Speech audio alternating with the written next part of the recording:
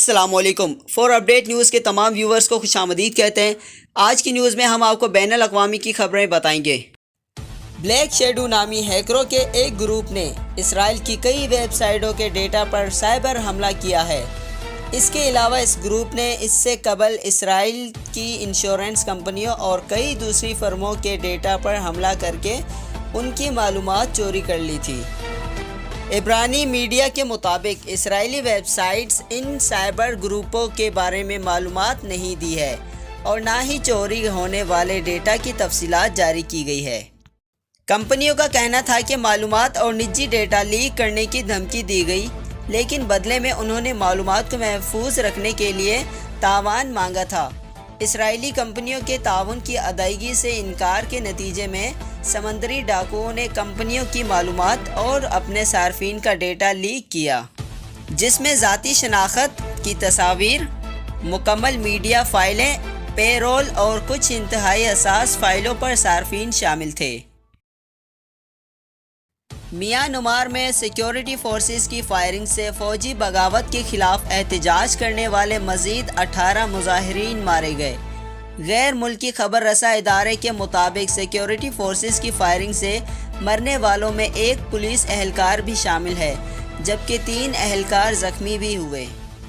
دوسری جانب ینگون کے 2 علاقوں میں مارشل لا نافذ کیا گیا ہے اور مختلف شہروں میں اب بھی فوجی بغاوت کے خلاف احتجاج کیا جا رہا ہے۔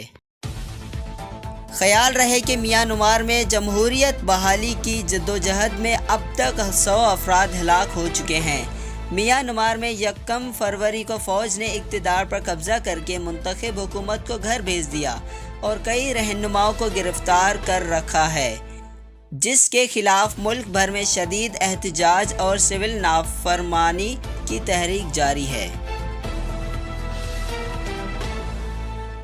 کورونا کی نئی اقسام کے خلاف ویکسینز کی اینٹی باڈیز کم میسر ہو سکتی ہے۔ تحقیق: یہ اینٹی باڈیز وائرس کو سختی سے جکڑ کر انہیں خلیات میں داخل ہونے سے روکتی ہے، جس سے بیماری سے تحفظ ملتا ہے۔ رپورٹ۔ امارات کی قومی فضائی کمیٹی ایمریٹس نے اپنے عملے سے کہا ہے کہ وہ پہلی فرصت میں کورونا ویکسین لگوا لیں یا ہر ہفتے 150 درہم ادا کریں۔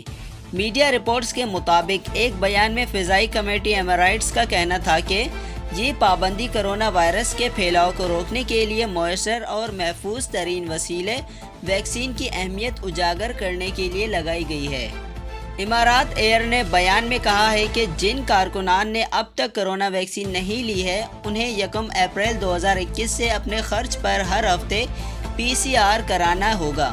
بیان کے مطابق امارات ایئر کے 5000 کارکنان اب تک کورونا ویکسین لے چکے ہیں، جس میں پائلٹس، ایئر ہوسٹس اور دیگر فضائی عملہ شامل ہے۔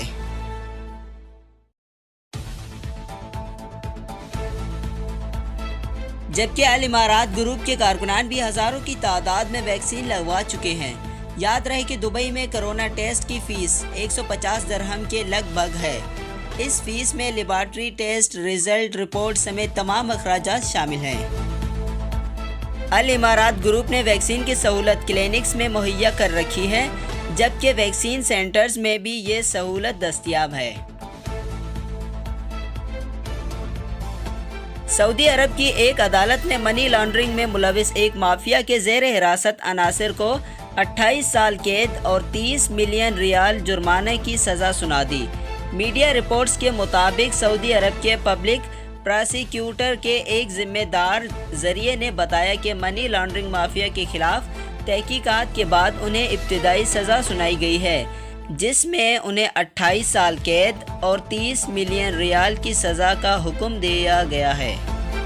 پراسیکیوٹر کے تفتیشی یونٹ کی طرف سے جاری کردہ تفصیلات میں کہا گیا کہ اقتصادی جرائم کے تفتیشی محکمہ نے ایک ایسے مرد اور خاتون شہری کے معاملے میں تفتیش شروع کی ہے، جس نے تجارتی ریکارڈ اور بینک اکاؤنٹس کھولے اور ماہانہ فیس کے عوض متعدد تارکین وطن کے ذریعے رقم کی منتقلی کا غیر قانونی طریقہ اختیار کیا۔ ان تارکین وطن کے بینک اکاؤنٹ کا غیر قانونی استعمال کیا گیا اور ان کے ذریعے رقم بیرون ملک بھیجی گئی۔ ملزمان کو مجموعی طور پر 28 سال قید اور 13 ملین ریال کی سزا سنائی گئی ہے اور ان کی 685 ملین ریال کی جائیداد اور اثاثے ضبط کیے گئے ہیں۔